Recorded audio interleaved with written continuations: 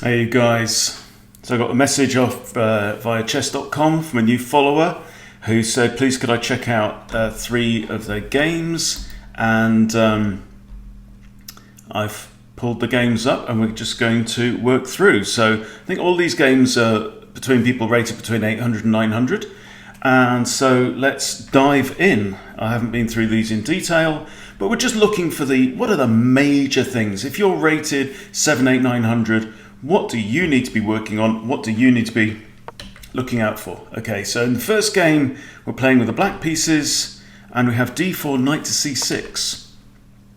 Okay, knight comes out. This is an unusual opening. Okay, so pawn's attacking that, knight's defending. And now we have another pawn come out. Now what you don't want to do really in this situation is to allow this flank pawn to capture the central pawn. So I think in this case, capturing that pawn would be okay. We've got 2 attackers against the pawn and only 1 defender, which is the queen. Now if pawn takes, queen's gone. So I would capture with the pawn here. Black doesn't capture with the pawn. Now this is simply a matter of counting attackers and defenders. Very, very simple. How many attackers have we got? 1, 2, right? How many defenders? Only 1, and it's the queen. So no brainer, you can go ahead. If you've got more attackers than defenders generally, depending on the value of the pieces, you can go ahead and capture. Now here, black allows white to capture on e5. We have recaptures, and now an exchange of queens. Now, white here had a choice, and this is a daily game, right? White had a choice. Got 2 pieces defending that square that can recapture. You've got the king and the knight. If you recapture with the knight, the king could still castle. Okay, so you recapture with the knight. Knight would have to move out the way, maybe move the bishop and castle queen side. Castling king side is less appealing. But anyway, so we have the bishop coming out. So now this knight has ideas of coming here or here and maybe attacking the c2 square. And e4. Bishop moves with check. Bishop blocks. And we have a pawn defending the bishop. So that's nice to see. I think very often people under 1,000, when there's a threat, when there's a confrontation, when a piece is being attacked, then first instinct is so often just to think, oh, I need to move my piece or exchange, but this is nice to see. So we have knight coming in now to black's territory. Now what I would do, pretty clearly from this situation, is castle long. So you would put the king on c8, the rook comes to d8, and the knight is then pinned. Another thing that you really need to bear in mind, I think across all of these games, is identifying the undefended pieces. And right now on the board, we've got 2 undefended pawns, 3 undefended pawns, and that's more or less it, right? So these are all targets. So, knight takes there is a possibility. The risk here, of course, is knight taking that pawn of black's on c7 with a fork on the king and the rook. You don't want that to happen. So in black's camp, that's all that's undefended right now, just these 2 pawns. So I think castling long definitely makes sense. Why black chose to do this, I don't know. Because, yes, it pins the knight, but it's not defending these pawns, and it's not getting the king safe. So now we have bishop to g5, attacking the rook. Pawn blocks, takes. Okay. And the knight here is still pinned. So the threat is like knight takes knight, if pawn recaptures, rook takes pawn, we've equalized the material. So we have now an exchange. Good to take back with the knight here, I think, because now the knight is looking at the f2 square. Okay, this is standard. Knight comes out to defend f2 to h3. It's not the best square for a knight, but hey. And now we have a check anyway. So now the knight is looking at these 2 pawns and the king, and this knight that could normally capture can't because it's pinned. So nice move there. Right, so now we have a choice. Black could capture on g2, could capture the knight, pawn takes, rook takes, check. This is looking reasonable now. Okay, so knight takes knight, pawn takes knight, rook takes. Okay. So in terms of material now, black is actually up a piece. But what black needs to do is get his king to safety. So get behind these pawns pretty quickly. So bishop h6 comes with check, king runs away. This rook is now terribly badly blocked in. Okay, so we have rook to c5. Not sure of the purpose of this move really, because this pawn is defended. And now b4, so this is really weakening. I would not play this move.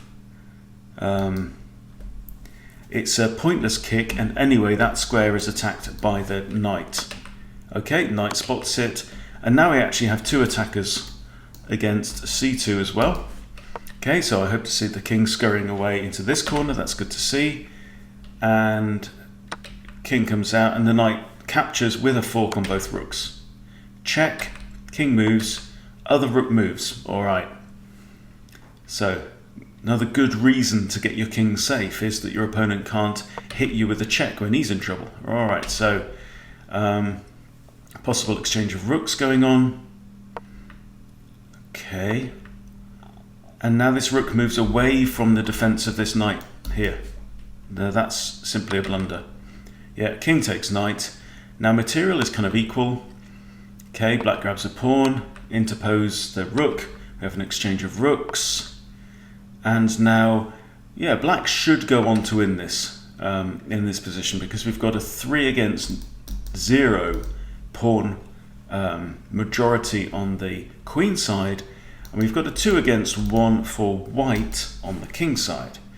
However, black has a bishop, which is a long range piece. It can cover the whole board. Well, it can cover half the board at least. It can cover the whole board in terms of territory. It can't land on every single square. Rook retreats. So this knight is actually now pinned. And a pawn push.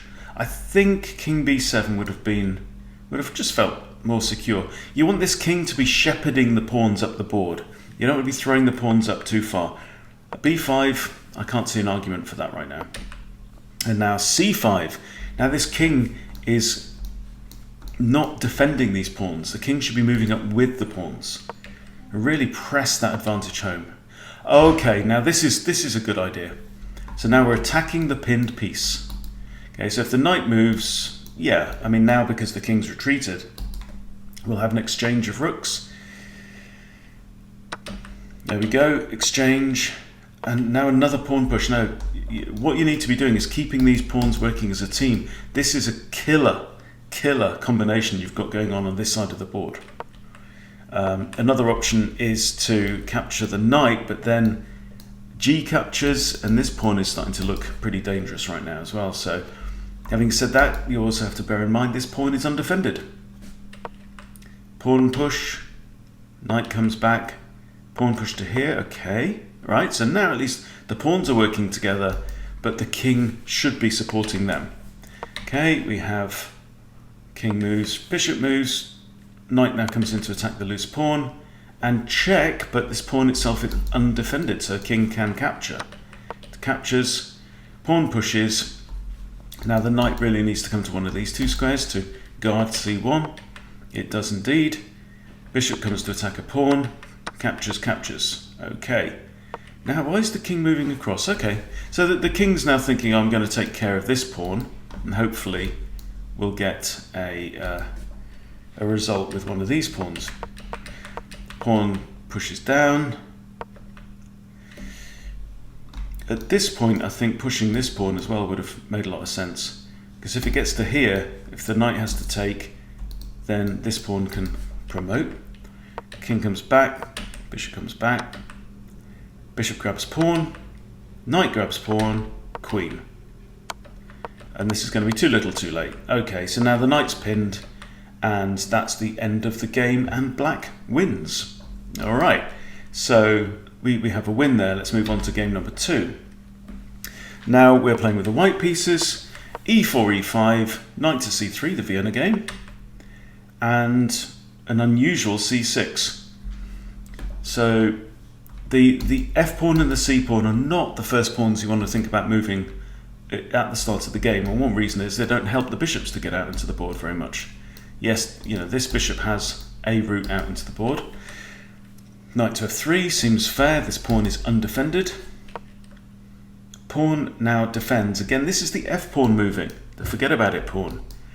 I think a preferable move would have been maybe to develop the bishop. I'm not sure. Even the queen to e7, but this is a non-standard pawn move in the opening because it does weaken the king to some degree, opening up that diagonal. Okay, so we've got bishop now, light squared bishop.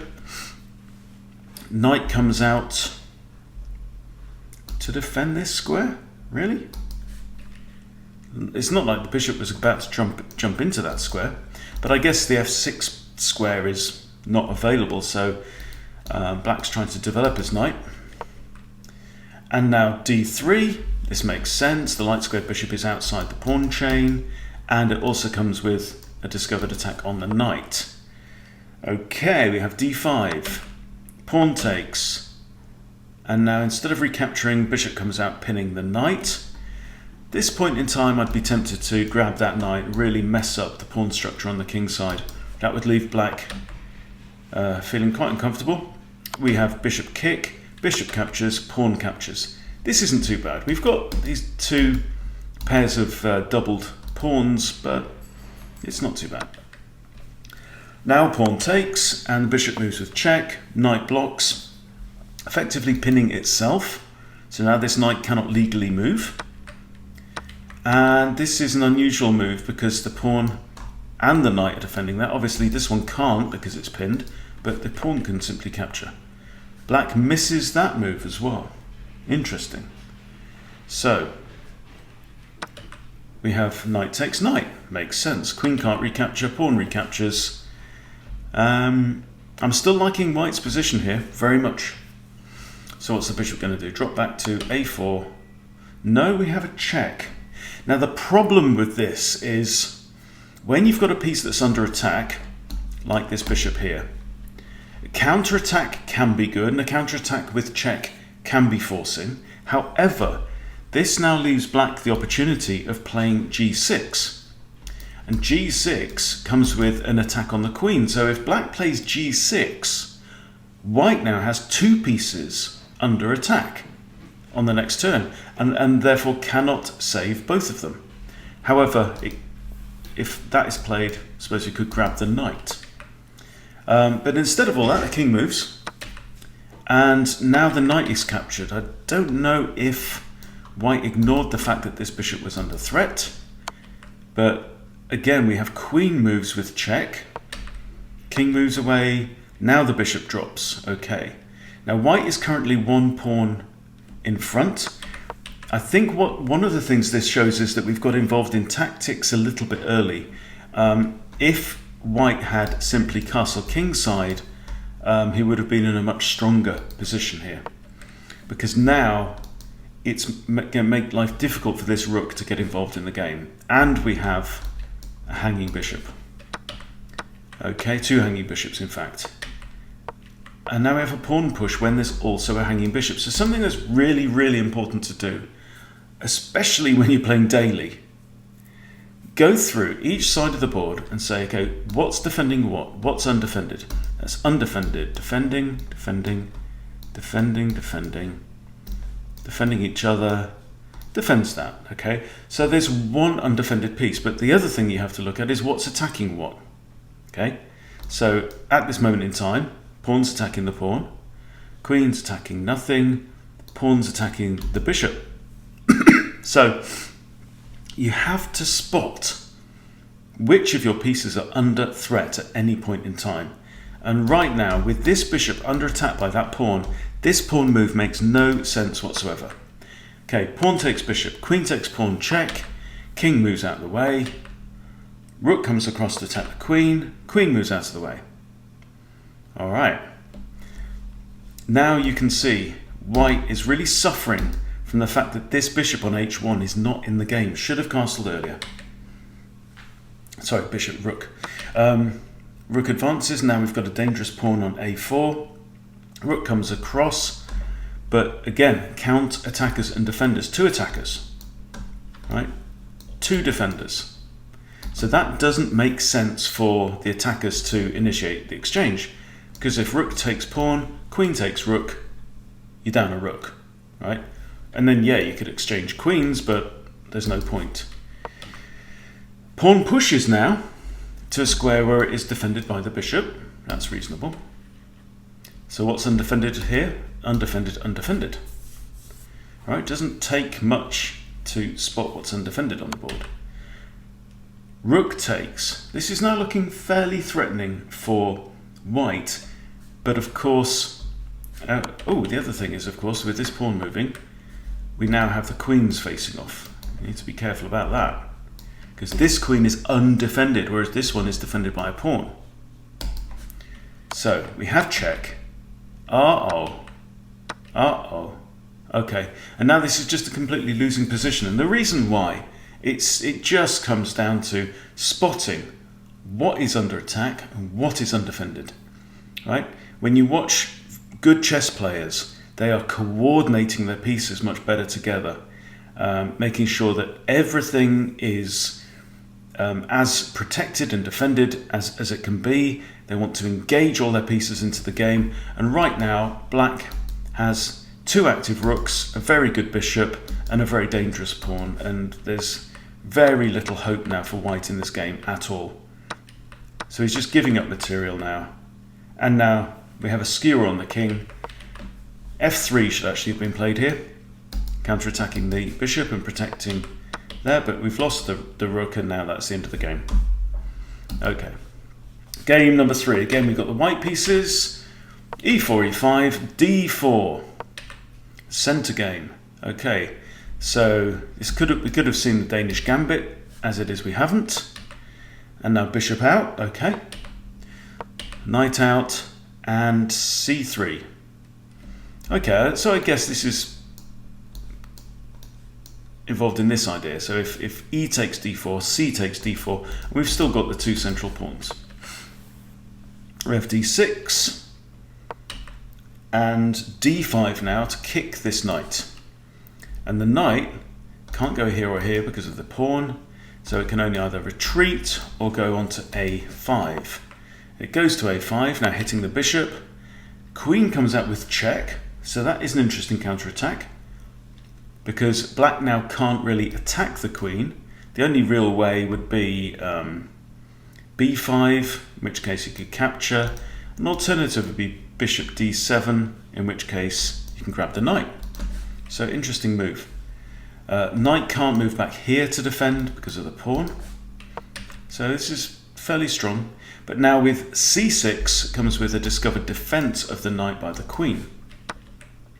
We have pawn takes, and now queen can't take the pawn because the knight's defending it, and the queen can't take the knight because the queen's defending the knight. So what do? Develop another piece. Again, still, I think this is one key thing for this player. This knight needs to get into the game, and you need to castle your king. You're too slow at castling your king and getting to safety. All right, so knight out. Now do we see the knight come out? Yes, we do. Well done. And now bishop here, so there's possibility of a discovered attack if the pawn moves. Bishop into a6. It's slightly unusual. Pawn moves with the discovery on the queen, and white misses the discovery. Okay, so again, daily game, you've got time. What is attacking what? Go through at least all of your pieces on the board. Is this attacked? No. Is this attacked? No. You know, go through each one. Each one, doesn't matter. Take your time. Is this attacked? No, it's not. Is this? No. That? No. That? Oh yes, it's attacked by the bishop. Right? You castle, you lose your queen, and you're going to have your work cut out for the rest of the game. Okay, so what's under attack right now? Well, that's attacking that. That's technically attacking that, but it's defended. Yeah? Bishop's attacking that. Knight's attacking that. There are ideas, and these bishops are nicely developed. White's king is at least castled, but white is down a whole queen, simply because of a blunder. Now, what you need to do in this kind of situation is not exchange pieces, and certainly not sacrifice pieces for no reason. That was just pointless. Now this bishop's defended by the knight, but still it's in black's interest to just swap everything off and leave himself with the queen. Grabs a pawn, knight back to there, You should now capture the knight. Why don't you capture the knight? The knight is hanging. You've got to spot these things. Attacks another knight, and now the pawn captures pawn and it defends this knight. So you're helping your opponent there. Knight captures knight, pawn captures, rook across. Okay, so at least we're pinning this pawn. Bishop interposes, now you can capture the pawn, yep. And next, what we need to be thinking about is doubling up these rooks on this lovely diagonal towards the king. The rook comes across, white grabs a free pawn, and that's a nice check. There's no checkmate here, or there is. The bishop was attacking g2, and that's a nice checkmate and game over. So, you know, how many times do we go over the same things? When you are sub 1000, the number one thing you need to be looking out for is hanging pieces, right? If I move my piece there, or you know, when my opponent did that, what is now under threat? What is now being directly attacked? Right? You solve that, and then you'll be moving on to 1000 and beyond, right? But that is simply the number one thing. And used my goldfish method, which means pretending like you're a goldfish, you've got no memory, you look at the board completely fresh each time, and you can literally, if you're using the browser, you can mark, you can draw arrows, you know, what's defending what's undefended, right? That's defended by the queen, you know. Do this, make yourself do it. I know it's a drag, but in daily chess, there's zero excuse, right? Do it until it becomes second nature and your brain does it automatically, and you will be a better chess player. You will break through 1000 and you'll be on your way to playing some very decent chess. Right now, at this level in the games that we've seen, these games have been decided by completely unforced errors. Okay, so your only consideration at that point in time, you know, when you're at that level, is to do whatever you need to do to eliminate those errors, particularly leaving pieces hanging, which means they're under attack and undefended. Okay, so there you go. 3 scrappy games by players in the 800. To be fair, his opponent in this game was just over 1000 rated. Okay, and you can kind of see the difference now, but that's what you've got to do. That's what you've got to do if you want to improve and be on your way to playing better chess. Got to look out for those hanging pieces. Okay, thank you for watching. Please subscribe. I'll see you soon.